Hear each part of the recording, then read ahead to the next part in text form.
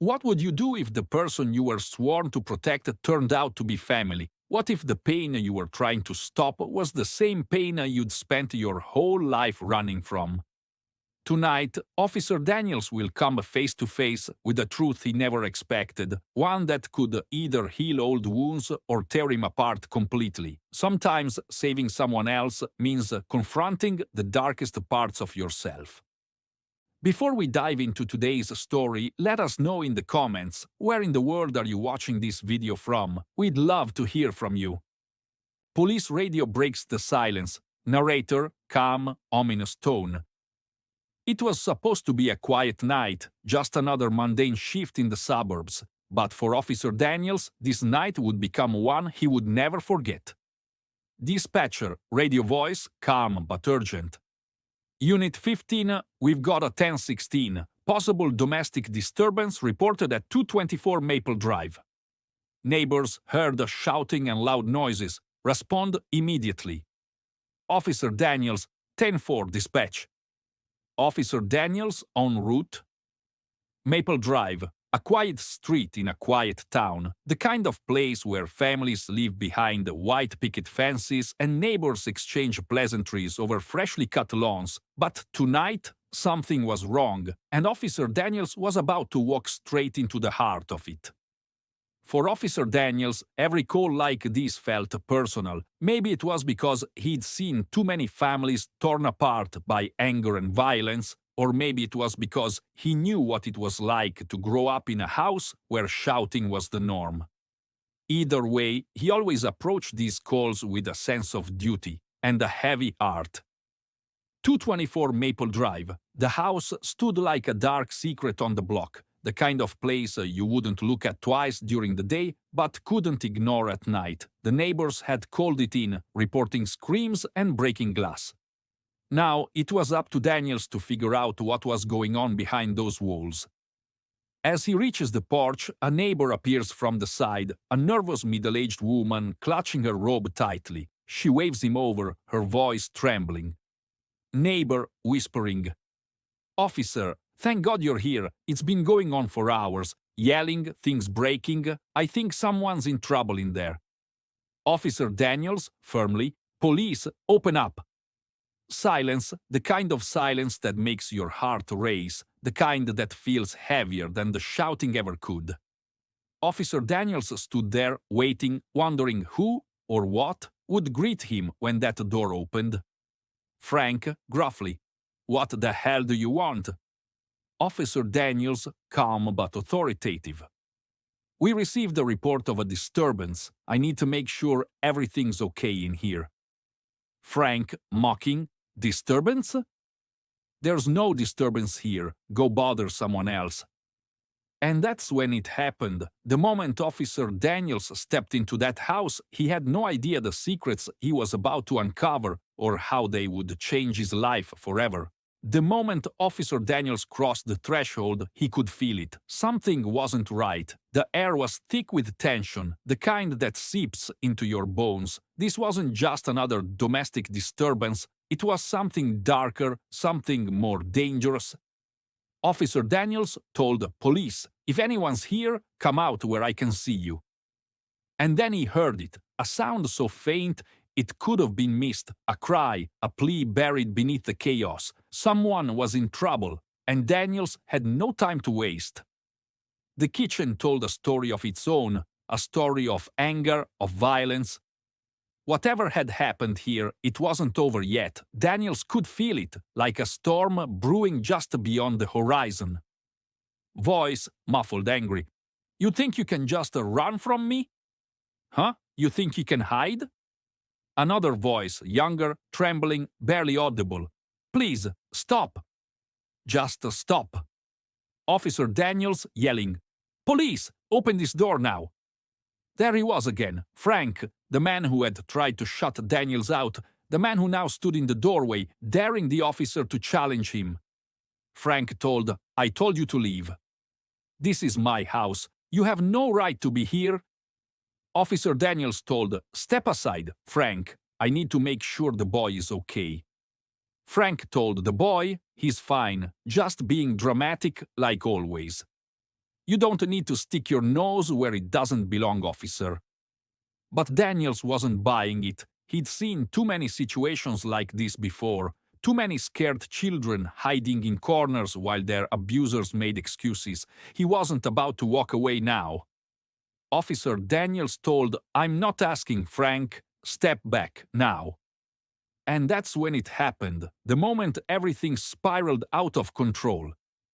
Frank lunged toward the boy, his anger boiling over, his intentions clear. Daniels had seconds to act, and he knew it. Ethan drops the bat, his hands shaking as he backs into the corner. Daniels lowers his taser, his breathing heavy as he assesses the situation. Frank lies on the ground, conscious but subdued. Daniels turns to Ethan, his voice softer now. "Officer Daniels told, you're safe now. He can't hurt you anymore." Officer Daniels told, "It's okay, you can talk to me. What happened here?" Frank told, "You have no idea what you've just done. No idea." But Frank was wrong. Daniels was about to find out exactly what he'd done, and the truth would shake him to his core. The screen fades to black as tense music swells, leaving viewers on edge once again. For a moment, the chaos seemed to stop. Frank was down. Ethan was safe, or so it seemed. But in the stillness of that room, Officer Daniels could feel it. This confrontation wasn't over, not yet. Daniels takes a cautious step forward, his voice steady but firm as he addresses Ethan. Officer Daniels told Ethan, "It's okay, you're safe now. He can't hurt you anymore. I need you to set the bat down and come over to me, all right?" Daniels knew that look. He'd seen it before in victims who had been pushed too far, who had been hurt too many times. Trust wasn't something that came easily to them, and for Ethan, trust was clearly a foreign concept. Frank told, "You think you're some kind of hero, don't you? You don't know a damn thing about this family. You have no idea what's going on here." Officer Daniels told, "Stay down, Frank. Don't make this worse for yourself." Officer Daniels told, "I said stay down. Don't make me use it again." Frank told, "You think you've got it all figured out, don't you, cop? You think you're the good guy in this story? You have no idea who you're dealing with." Officer Daniels told Ethan, "Listen to me. I need you to step away from him. You're not in trouble, okay? I just need to make sure you're okay." Ethan told, he's not gonna stop. He never stops. You don't know what he's like." Officer Daniels told, "You're right, Ethan. I don't know what it's been like for you, but I can promise you this. I'm here now, and I'm not going to let him hurt you again. But I need you to trust me. Can you do that?" Ethan yelling, "He always says he'll stop. He always says he's sorry, but he never means it." Frank snarling, "Watch your mouth, boy. You think you're better than me after everything I've done for you?" Officer Daniels told, "Enough, Frank. You've done enough." Frank told, "You don't get it, do you? You think this is all black and white, good guys and bad guys, but life's not that simple, officer." Officer Daniels told Ethan, "You don't have to be afraid anymore. I need you to let me help you. Put the bat down and come with me." Frank told, "Don't you dare, boy. Don't you let him take you away from me. You think he cares about you? He's just like the rest of them. They'll take you, throw you in some home, and forget about you. You'll be nothing to them." Officer Daniels told, "That's enough. You've done nothing but hurt him, Frank. You don't get to twist this around anymore." Frank told, "And what do you know about being a father, huh? What gives you the right to judge me?" For Daniels, this wasn't just another call, it wasn't just another family in crisis. Something about this boy, this man, this house, it was all too familiar, but now wasn't the time to think about that. Now was the time to act. Officer Daniels told Ethan, "I know you're scared, but you don't have to do this alone. You don't have to stay here. Let me help you." And in that moment, everything changed. The confrontation wasn't over, it was just beginning. Music swells as the screen fades to black, leaving viewers on the edge of their seats. The room exploded in chaos once again. Frank lunged, desperate to regain control, while Daniels moved on instinct to protect the boy. but in the heat of the moment, one split-second decision would change everything. Officer Daniels yelling, "Stay down, Frank! Don't move!" Frank yelling, "You don't know what you're doing! You don't get it! He's my son!" And that was the moment the truth began to unravel, the moment when Daniels realized there was more to this situation than he had ever imagined. Frank told, Tell him the truth, Ethan. Tell him you belong to me." Officer Daniels yelling, "Back off, Frank." "This is over!" Frank coldly. "You think you're saving him? You think you're the hero here? You don't know what he is. You don't know what he's done."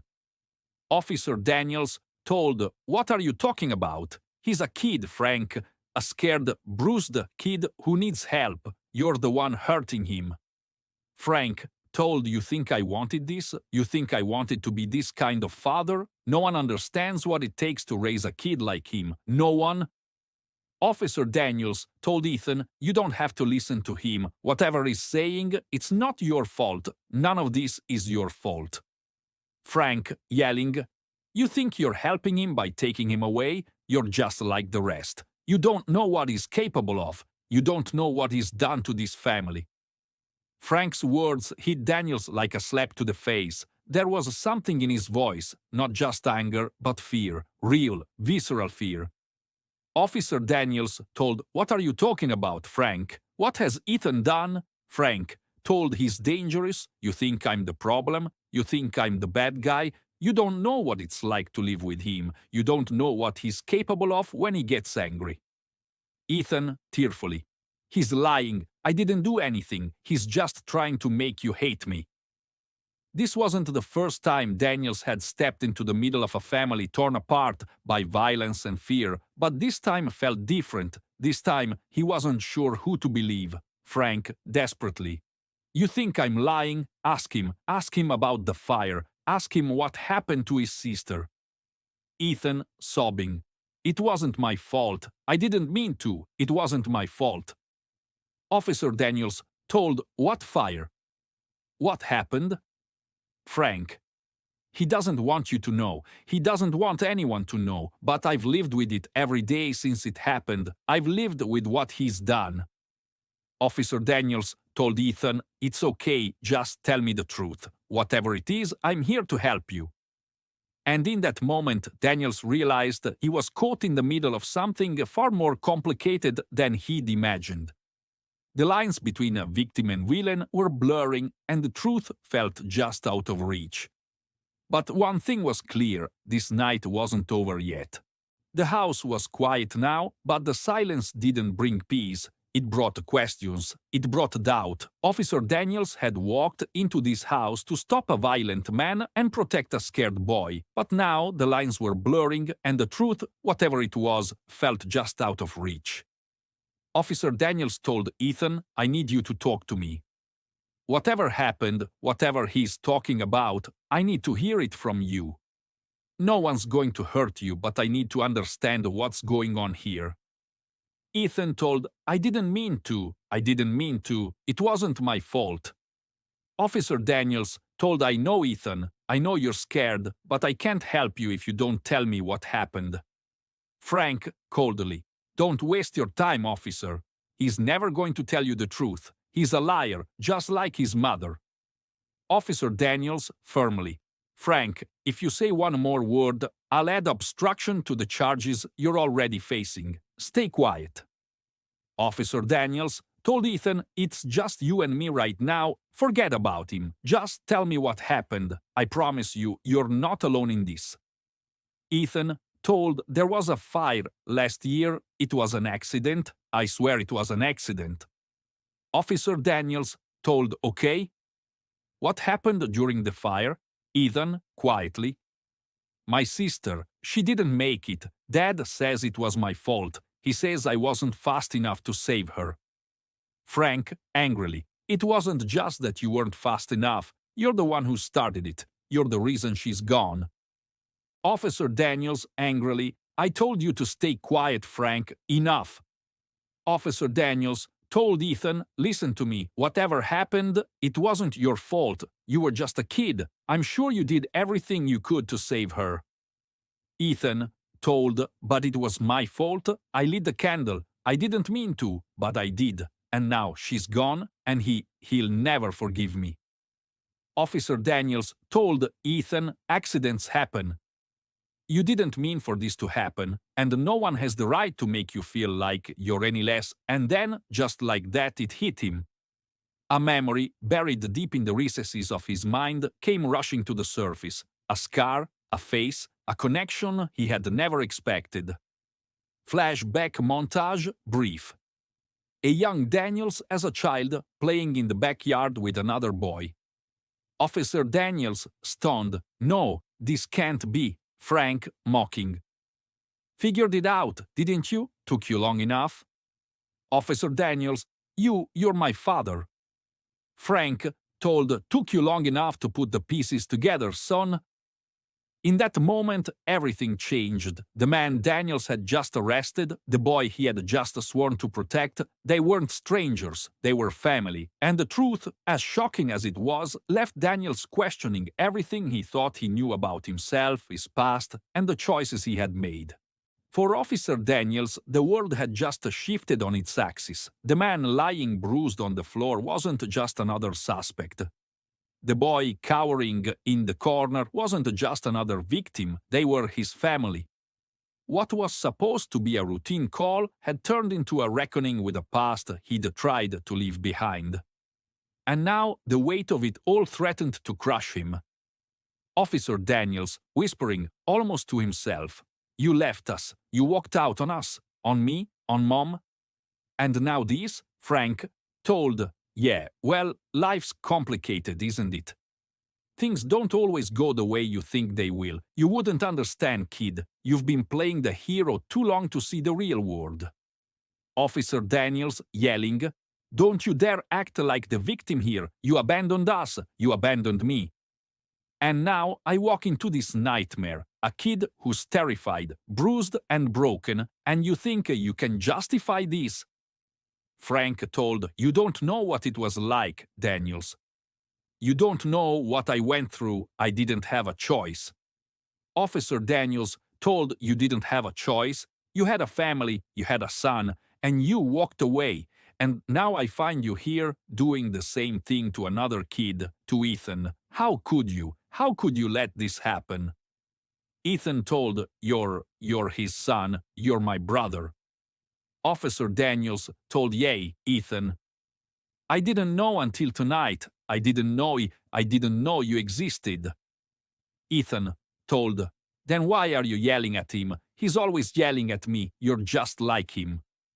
Officer Daniels told, "I'm sorry, Ethan. I'm not mad at you. I'm mad at him. I'm mad at what he's done to you, and I'm mad that I didn't know you until now." Officer Daniels told, "You didn't deserve any of this. None of this is your fault. You're just a kid, Ethan. And I promise you, whatever happens next, I'm not going to leave you. I'm not going to let you go through this alone." For Ethan, those words were like a lifeline. After years of fear, guilt, and loneliness, someone was finally telling him what he'd needed to hear all along, that he wasn't to blame and that someone was willing to fight for him. Frank told, "You think you're some kind of savior, don't you? You think you can just swoop in and fix this? You don't know what it's like to live with him, Daniels. You don't know what he's capable of." Officer Daniels told, "No, Frank. I don't know what it's like to live with Ethan. But I know what it's like to live with you, and I'm not going to let him grow up thinking this is normal, thinking this is love." And in that moment, it was clear. Frank wasn't the only one who had failed Ethan. Daniels had failed him too, not by his own actions, but by not being there, by not knowing. And now Daniels was determined to change that, no matter what it took. Officer Daniels to Ethan, "Come on, kid, let's get you out of here." Officer Daniels told, "You don't owe him anything, Ethan. Let's go." For Daniels, this night had brought nothing but pain, anger, and unanswered questions. But as he stepped out of that house with Ethan by his side, one thing was certain. He wouldn't make the same mistakes his father had. He wouldn't turn away. he wouldn't leave. For Officer Daniels, the night had taken a turn he never expected. He had come to protect a child, but had found himself confronted by the ghosts of his own past. The realization that Frank was not just a stranger but his father weighed heavily on him, and as he stood in the darkness, he knew that this wasn't just about saving Ethan, it was about confronting the family legacy he had tried so hard to escape. Officer Daniels, to himself, "This is just the beginning," Officer Daniels told Frank. "You're going to be arrested. You need to understand that this isn't just about tonight. This is about everything you've done to Ethan and the family." Frank, bitterly, "You think you're the good guy? You think you can save him? Just like that?" Officer Daniels told, "This isn't about being a hero, Frank. This is about breaking the cycle. You've hurt him for too long and it ends now." Frank told, "You don't know what it's like. You don't know what I've been through." Officer Daniels told, "You're right. I don't know everything, but I do know that Ethan deserves a chance to heal. He deserves a life without fear." Officer Daniels told Ethan, "It's going to be okay. You're going to be safe now." Ethan told, "What happens now? What if he comes back?" Officer Daniels told, "You don't have to worry about that. I'll make sure he can't hurt you anymore. You're not alone in this." Frank yelling, "No, you can't do this. You don't understand. You have no idea what he's capable of." And in that moment, everything changed once more. The night was far from over. The chaos wasn't finished with them yet.